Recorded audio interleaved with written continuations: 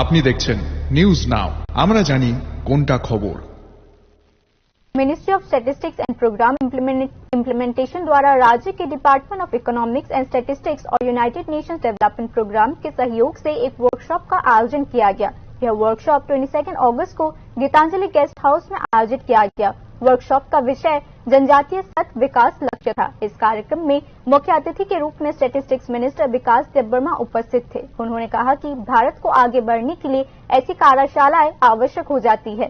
इस कार्यशाला में त्रिपुरा सहित 7 राज्यों के प्रतिनिधियों ने भाग लिया। इस अवसर पर ministry of statistics and programme implementation के additional director general S P Malik, NITI Aayog के adviser Rajeev Kumar Sen, state statistics secretary Abhishek Chandra और विभाग के वरिष्ठ अधिकारी उपस्थित थे।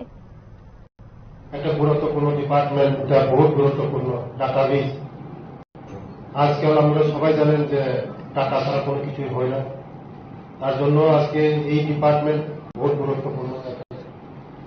6টা স্টেটের এখানে এসেছেন ওয়ার্কশপের জন্য, ওয়ার্কশপ হয়েছে।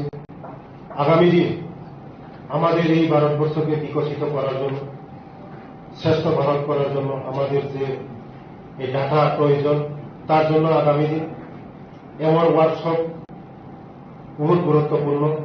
আগামী দিন আমাদের রাজ্যকেও এগিয়ে নিয়ে যাচ্ছে এবং ভারতবর্ষকে এগিয়ে নিয়ে যাচ্ছে, তার জন্য এমন ওয়ার্কশপ খুব ইম্পর্টেন্ট।